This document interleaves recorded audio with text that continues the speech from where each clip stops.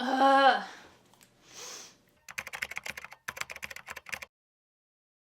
Hola muchachos, bringing you some old school YouTube vibes. I remember that sound.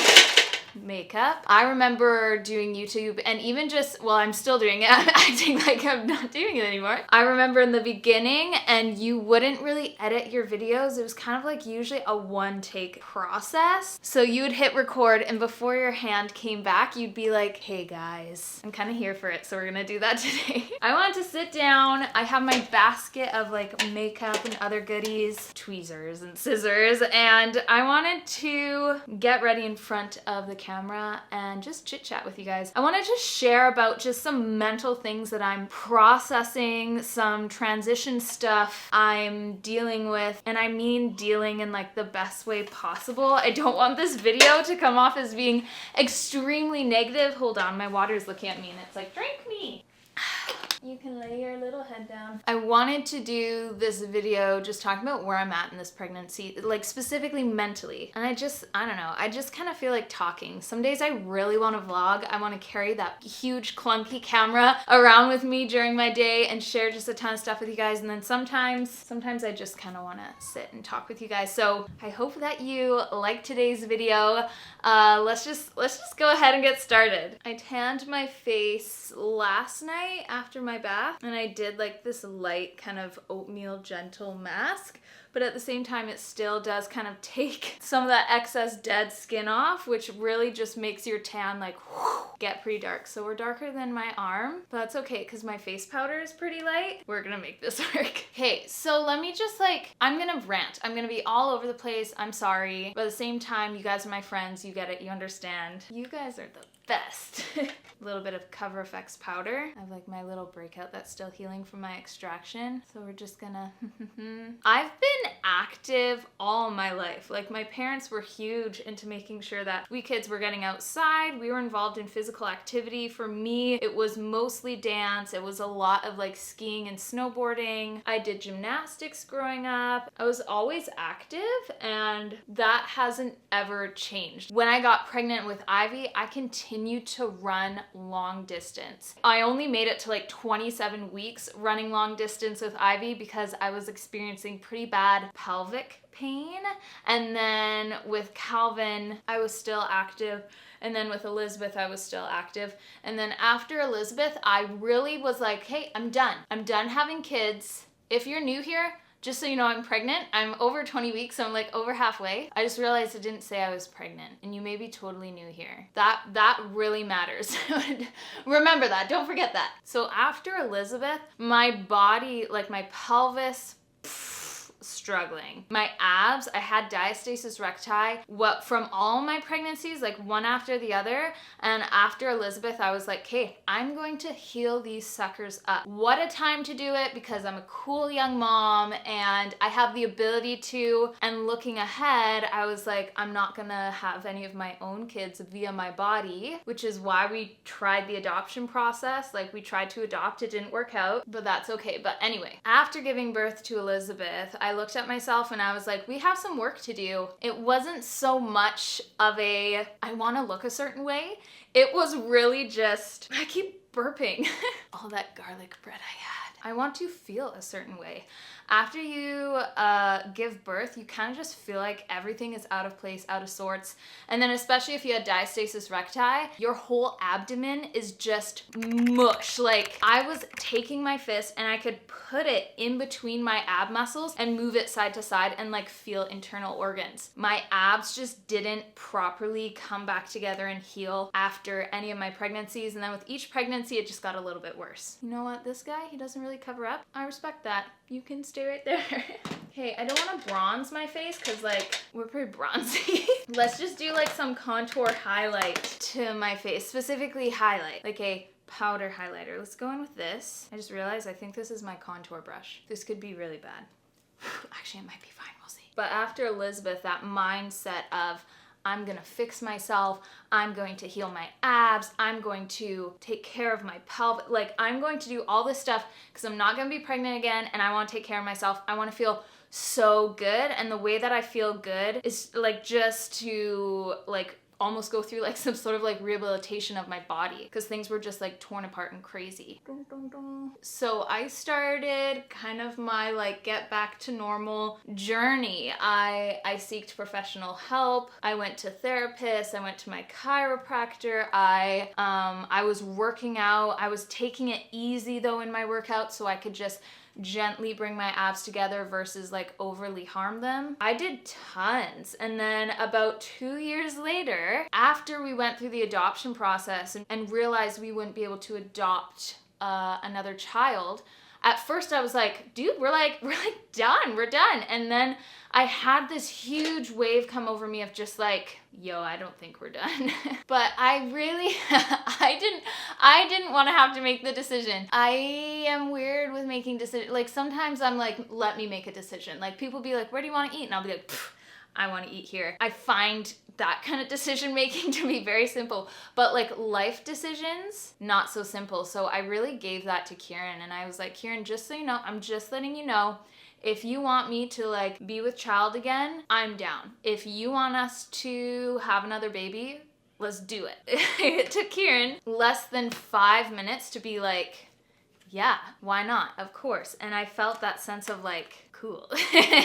Okay, I failed. I thought I was filming and recording at the same time. I thought I was recording. I wasn't. Okay, where was I? I put on a little bit of blush, a little bit of highlight. Maybe I'll do a little bit more just for the sake of you guys.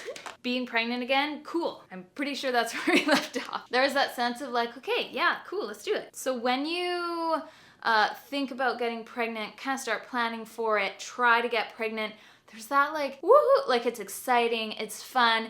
And then when you get pregnant, you realize all these other emotions you didn't have, that you thought you wouldn't have, or you just didn't think about it. Some women, they're like, I just want to get pregnant, I want to get pregnant. And they get pregnant and they go, I'm having anxiety over labor and I'm 5 weeks pregnant. You know, there's just certain things that you kind of forget about or don't think about if it's your first when you're trying.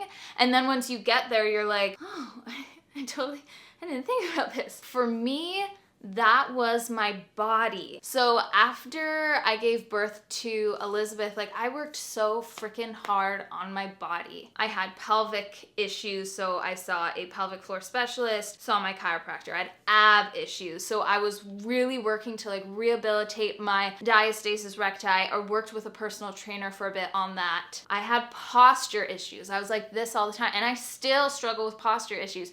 So I was working to strengthen my chest and like pull my shoulders back, and my arms were starting to get toned from that. And then for my legs, I was like, I want to be able to run again. I want to be able to do stairs again. There were so many goals that I just kind of forgot about while I was pregnant. I worked out through all my pregnancies, but you got to kind of work out differently when you're pregnant. It's not the same. I had that mindset after Elizabeth. I'm going to do this. I don't want to look a certain way. I want to feel a certain way. I want to feel put together again, because I feel like I'm just like one of those like Lego characters that over time someone's taken their head off, someone's taken their arm off, and they just need to come back together. And I desired that Lego man moment where everything is just fitting back into place and looking normal and feeling normal. So I started taking care of myself. I gently started working out and like healing my diastasis recti. I have a video for that on my channel, and I've had hundreds upon hundreds of ladies send me messages or commented on that video just being like, this changed everything. It was stuff I learned from my personal trainer. Thank you. My postpartum personal trainer. And I was able to share that with you guys, but I was really starting there. And then from there, when my abs healed, I started doing other ab workouts, which led to arm workouts, which led to leg workout, which led to all this stuff. So I'm doing full body workouts, and I am obsessed because it's just boosting my mood. My endorphins are like jumping off the wall. And it was me time. I would wake up at 5 a.m. and I would start it off with a workout, which would lead to my devotions. And it was just such a great way to start the day. I loved it. That time really fed me and my soul. It was important. If I ever missed my alarm, accidentally slept in, my day just felt and looked very different from if I was to wake up early. and get my workout and my devos in. We need just brows and mascara. Like, that's pretty much it here. Continuing with such workouts, and I wasn't following workout programs that were like lose the weight, look a certain way. It was just basic workouts, like really. My body really started, like, honestly, we were looking flippin' hot. My abs were so defined and so tight and just looked so great. My legs, like, I didn't have any cellulite, like any cellulite at all. My legs were super smooth, super toned. My chest, my back, like I looked like I looked honestly really, really cool. I loved how I was looking, but I wasn't working out to look like that. I have a smaller frame. I grew up with everyone calling me the skinny girl, which I realize nowadays, like, a lot of people see the word skinny as a negative thing, and it kind of is, but growing up, I didn't mind it. I actually, in a lot of ways, liked it, and I don't even mind it now. I wouldn't call anyone skinny. Like, I personally wouldn't be like, oh yeah, you know that skinny girl? Like, I wouldn't say that, because for some people it can be kind of offensive, and I totally understand. But for me, growing up, I was the skinny girl. So even after giving birth to kids, I kept that very kind of petite, slender form. So when I would work out, like, you could tell, like, my body doesn't hold onto weight. It really truly doesn't when I'm not pregnant. So how am I gonna do my brows while I talk to you guys? We're going to try our best-ish. But just by me working out and loving to work out, I started to look a certain way, and I started to really like how I looked. It was cool, it was exciting, it was different. And I was also that mom that had 3 kids, and people were like, dude, you're looking really good. And I was like, well, thank you. Like, I wasn't looking for compliments, but it felt good when people realized, like, I can tell you're working hard and I just want to say you're looking good. It was like, thank you. That felt good. I'm not gonna lie. That was great. And it didn't push me to keep working out. I worked out because I just really flippin' enjoyed it. What a way to just feel good and boost my mood. And then I got pregnant with baby number 4. And I think, just like what I said, leading up to that, planning, whatever, yeah, let's get pregnant. Leading up to that, I was just thinking, like, I just want to be pregnant. That'd be just so cool. We'll see what happens. And then the Lord made me pregnant, and I think it was that day where I kind of was like, hold up, I'm pregnant. I didn't think about this part, you know, like, I realized that I worked so hard for my body to be a certain way, to look a certain way later on, like in some aspects, but just to like feel a certain way. And honestly, pregnancy was just gonna kind of squish all that, even literally. Pregnancy was gonna take a front seat in my life when it came to so many things. It took me a bit, and I'd be lying if I said I'm fine now, it's fine. It's literally still taking me a bit, because I went from this body that it wasn't just looking good, it was functioning good. It functioned so well. I almost felt like I was 14 again, and I felt very gymnastic and dancey, and like I just felt so good. And I knew before I started having any kind of issues in this pregnancy, I was like, it's coming, and you know what, I'm gonna realize that it's coming, and I'm gonna start praying for it and myself, because it's gonna take a bit. Like, I know myself, I deal okay with change. I'm a planner, so like change can sometimes be really great and sometimes really not, but I don't have control over my body in a huge way when it comes to pregnancy, because your body it does its thing. It takes over, you might gain some weight in some areas, your belly starts getting big, your skin might get stretch marks, like all this stuff. You can control some things, but some things they're just gonna pop up and they're gonna pop out and they're gonna happen. Okay, brows are sisters, not twins. That's our quote for today. Brows are sisters, they are not twins. So it was at about 12-ish weeks Even maybe just before that, I started getting a little bit of a belly, and I wasn't expecting that because my abs were so rock solid and like amazing, and I was like, I'm not gonna get a bump for a long time because I'm lean and I'm strong and I and I got a bump. I'm also short, you know, like it's just gonna happen. And then my muscles on the outside, yeah, maybe they were like totally solid, totally cool, but like things on the inside, they still knew what to do because it was my fourth. My uterus was like, Tina, let's hit the road. Like, we've done this before. The bump was cool. I like looking pregnant when I am pregnant, but then I started having huge pelvic issues. So with my daughter, Elizabeth, literally the last like week and a half of my pregnancy with her, I started walking around with a cane. Not full time, but I needed some relief when I was walking off of my pelvis. So my I have pelvic separation, chink, and it sucks, and it's extremely painful and uncomfortable, and it's horrible. I just want to say this. I'm not going to sugarcoat it. It's horrible. It's really, truly bad. But I wouldn't wish it away because, I mean, I wouldn't wish baby away, so it's fine. I was struggling with my pregnancy with Elizabeth, and then in a lot of ways, that's kind of what made us lean into adoption. There were so many reasons, but that was a good one because I was like, if I get pregnant again, my body's just gonna be warped. And then a professional that I seeked some counsel and advice from when I was pregnant with Elizabeth said, you might end up in a wheelchair if you were to get pregnant again.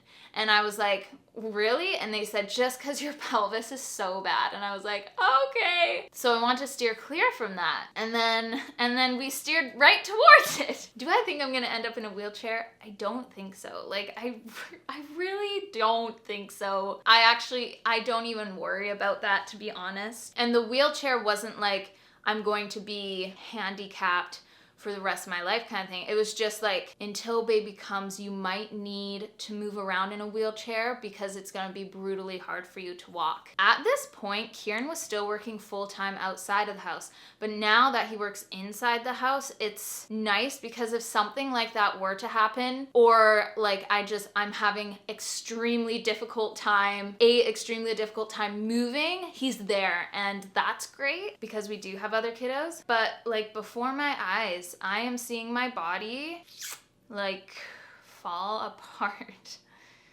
Ugh. This is me talking slow so I don't cry. The hardest thing about that is that I worked so hard to get to not here, you know? But at the same time, I'm so thankful that we had that break between Elizabeth and this one, because I think my body really needed it. I may not have thought my body needed it, but my body needed it. So I'm so thankful. Like, the Lord really does love on his children. And that break, thinking back on it and how God was using that time to benefit me. Now with this one, I feel very loved and well taken care of from our Father in heaven. But there is a bit of an emotional, mental toll kind of going on, like seeing myself grow, like seeing my belly grow. It's not that. It's all the things that I can't do now that I've always been able to do. Even in my pregnancies, I've been able to do it. And now it's just, there's stuff I can't do. And I almost feel burdened by it. I feel burdened by things that used to be full on my capabilities and my normals that are now just like, they're just out of reach for me. I told Kieran, I said, I understand in an extremely mild way how some elderly people feel like when they get their license taken away or they have to move to like a home. It's that feeling of, but I used to be able to do this. I was fine. I was functioning normal before, like that transition. And mine is very extremely mild compared to so many sweet elderly people. So mentally, I'm just kind of, I don't want to say embarrassed or ashamed, but I feel like this is what I feel like. I feel like I should turn this down because I feel like it's getting bright. In my head, I feel like I should be better than this. And I need to give myself so much grace because like, I have pelvic issues and I'm carrying my 4th baby. I need to give myself so much more grace here, but my natural inclination when it comes to how I deal with myself is like no grace, like no excuses, just do it. And the Lord is really kind of using this pregnancy to make me step back and just be gracious with myself, ask people for help. Honestly, I never ask people for help. Why? Because I can do it myself. But now, in so many ways, I physically can't do things by myself. I feel like crying when I think about this. I had to ask Kieran to come grocery shopping with me because I didn't think I could push the... I didn't think I could push the grocery cart by myself.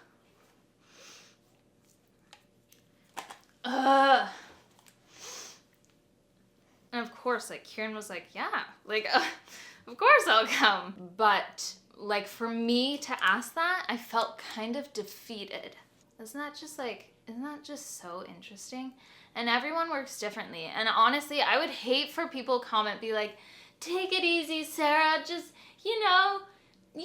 ask people for help. Because, like, I'm doing that, and it's hard for me to do that. So I don't want all these people telling me what to do. I know what I have to do, and it's just taking me some time to, like, actually do it. And then in that, okay, I can put on mascara. I'm not sad or crying anymore. I can put on mascara.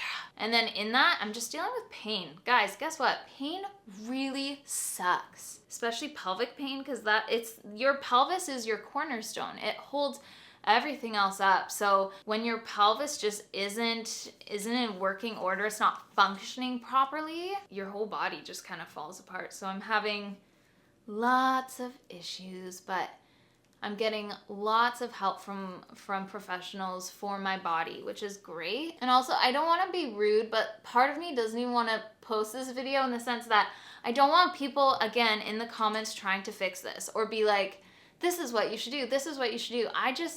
I know what I need to do, and I'm doing it, and I'm feeling good, but it's taking me a bit, that's all. What I need is for people to be like, way to go, or I'm praying for you, like if you're a sister in Christ, like that's the kind of stuff that feels good. So much of the time when we hear people's problems, we naturally want to fix them, and I have been completely known to do such things, but when it comes down to it, people just need to know that we think they're doing a great job, or we're praying for them, or you know what, you see the sun is coming out while I'm talking about this. God knows.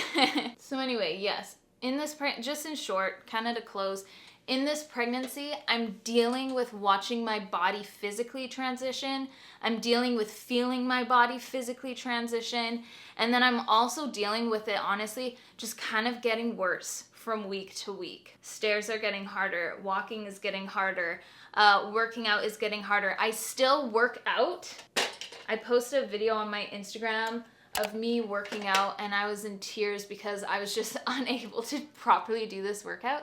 And so many people thought I was crying due to the fact I was in pain. And I was like, no, like I wouldn't work out, like put myself in the position of pain in order to work out.